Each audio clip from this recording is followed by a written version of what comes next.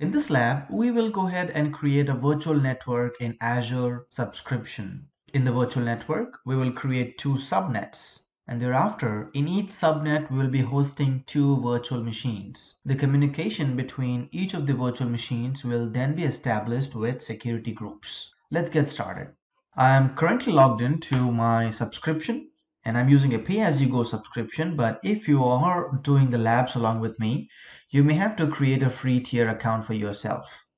To create a virtual network, I will click on Virtual Networks right here, and then this will navigate to me a section where I can create virtual networks. I can either click on the Add button or Create Virtual Network. And this will take me to a blade where I have to fill up the options like the name of the virtual network, address space, subscription, etc.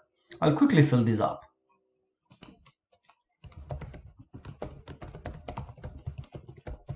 The name of the production as vnet_production.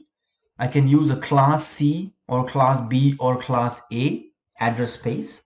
Make sure that you research on what is RFC 1918. Basically, it states that IP addresses are classified as class A, B, C, D, and E, and it also talks about private addresses and public addresses. I will use a class C address /16, which will give me about 65,000 IP addresses, which is a very big range. You can choose a subscription as pay as you go, or if you're using a free subscription, you will see free trial in this drop-down menu. Make sure you have a resource group. I will create a new resource group as I do not have it. Say payroll and say okay. Select a region and then a subnet name as well. Just call it as subnet 1. And the address space must be within this address space and not outside it. So I'll select 192.168.30.0/24. I'll leave the rest of the default settings and click on Create. It will take a minute to fully create a virtual network in Azure. Now that my virtual network vnet_production is ready, I'll click on it and then create another subnet.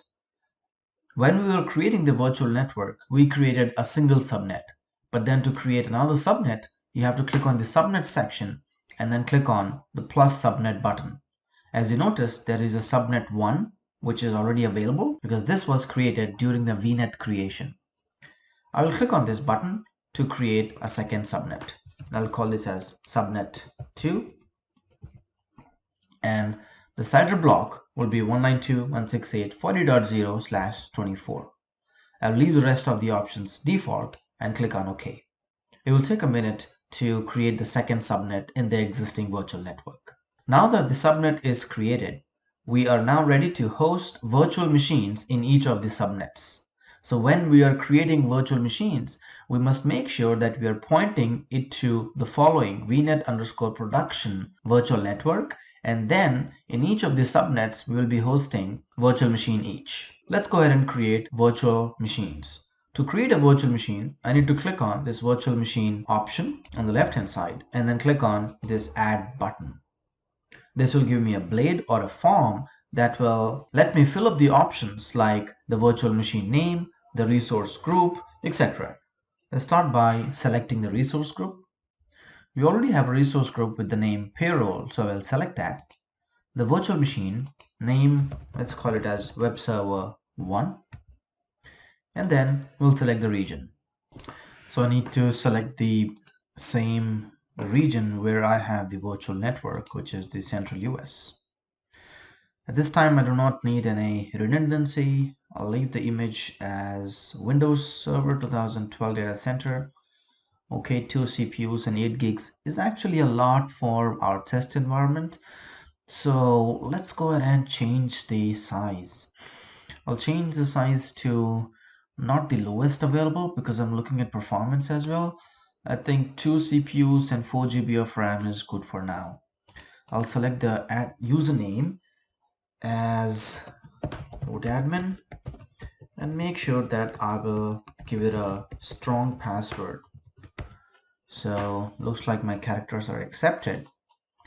Inbound ports, I need to have 3389 allowed because this is a Windows based machine. I need to do RDP to this machine, so I will have port number 3389 or RDP selected.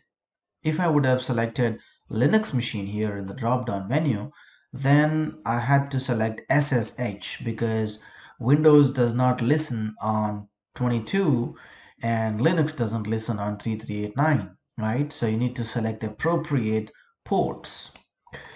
Yeah, I do not have a Windows license, so I'll select no. Choose the hard disks carefully here because by default it points to premium SSD, which is of course going to give you a lot of performance, but then also is expensive. So I will choose a standard hard disk in this case because I'm not looking for great performance, but anything that lets me do this lab is fair enough, and standard HDD is good for that. I'll select next to select the networking options. Remember, we created a virtual network few minutes ago. So I will select VNet underscore production because this is the only network available in our region. We created two subnets. So we have subnet 1 and subnet 2 in the drop-down menu. This is web server 1 and hence I will select subnet 1. When we create web server 2, I will be selecting subnet 2 in the drop-down menu. I will leave these options as default because that's what I want. I wanted to have a public IP address so that I can RDP from my network. I also want inbound ports to be RDP so that it will allow incoming connections on 3389. I'm not doing a load balancer lab at this time, so I'll select no. Under the management section, I will leave these options as default and click on advanced. All these options are also something that I do not want at this time. So next, and then create. It will review the settings, look at all the settings one after another, and then make sure that it validates and checks to see if these settings and parameters are right. And if everything is correct, it will say validation has passed. I'll click on create. My virtual machine deployment is underway, it's in progress, and it will take like 4 to 7 minutes to create Windows-based virtual machines. For Linux machines, it is very quick and not more than 2 minutes for a regular Ubuntu or a CentOS virtual machine. So once the VM is created, we will RDP to it, connect to it, and then we'll progress with creating a second virtual machine. Okay, looks like our virtual machine deployment is complete. I'll click on Go to Resource to go to the virtual machine and then capture its public IP. On the right hand side, I'll see the public IP address of the virtual machine. I'll copy this and then go to the MSTSC or Microsoft Terminal Services console. There, I can copy and paste the public IP address and then click on Connect. This should prompt me to type the user ID and password.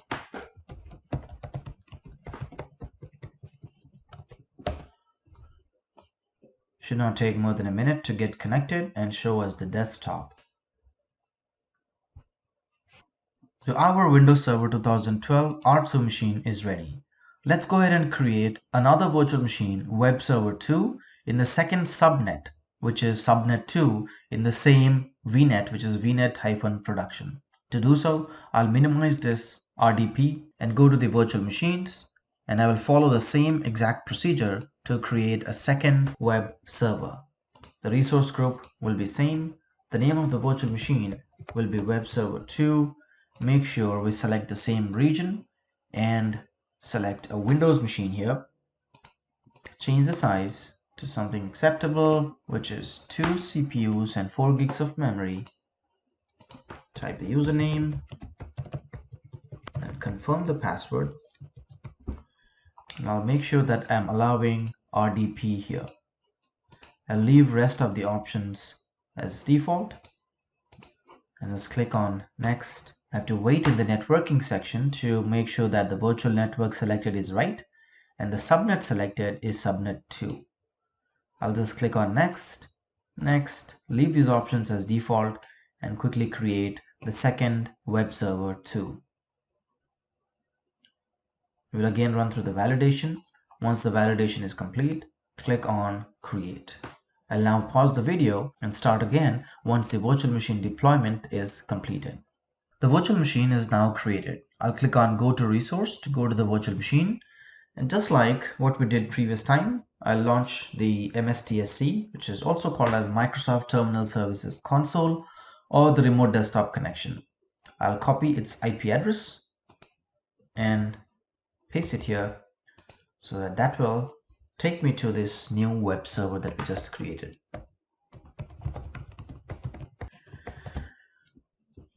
Should be quick to connect to the second virtual machine because we have given enough CPUs and memories to it, and there's no application running on it, so there's no overhead on the virtual machine, so performance must be good.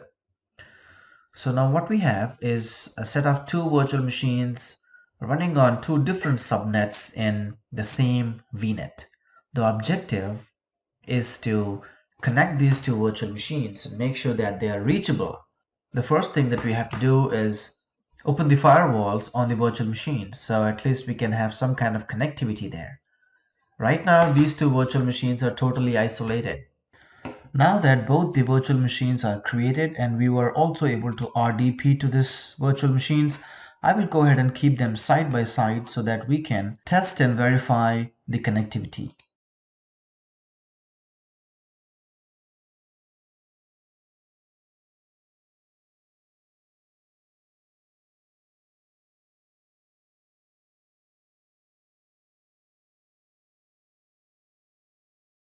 So this on the left hand side is my web server 1 and this is web server 2. Just type hostname to verify. Yeah, this is web server 1 and this is web server 2. I can just type ipconfig on each of these machines to identify their IP addresses. So if you notice, their IP addresses are in this range, which is 192.168.30.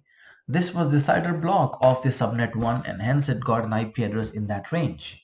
If you look at the second virtual machine, you will see the IP address in the range of what's assigned to subnet 2, which is 192.168.40.0.4. Let's see if we can ping these two virtual machines. Say ping 192.168.webserver2's IP address, which is 192.168.40.4. Yes, we are able to ping it. Let's also try to do it from the second machine, which is 192.168.30.4 from here. .30.4. Enter. So that means that the communication is well established between these two virtual machines. Let's see how this is happening. Now I'm going to go back to the Azure console and look at the networking section. In the networking section, although we have explicitly opened only 3389 from anywhere, look at the second rule, which says allow VNet inbound on any port, on any protocol from any virtual network. So communication between the virtual machines is already there. It's there by default. Okay. So you can click on this particular network security group and see what the default options are. I'm going to click on inbound security rules. And the first one, as we know, is the one that we created, but the rest of them are default. If you click on this little icon here which says default rules, it will not show you the default rules. So this one is explicitly created. But if I click on this default rule option, it will show me what the default rules are. That means by default, the virtual machines will be able to talk to each other just because of this rule. At times, even after having this particular rule in place, the virtual machines may not be able to talk to each other because Windows has an inbuilt firewall. So you may have to allow a rule on the inbuilt Windows firewall, or specifically for ping connections, you have to allow ICMP. In this lab, we created a virtual network with two subnets, and then we created two virtual machines in each subnet. We also saw how the communication happens between the two web servers, or we can say any resources. So even if we would have created a database in the second subnet, the communication will happen based on the rules in the security group. Security group act just like the firewall on your premise, so you can allow inbound connections or outbound connections in the security groups.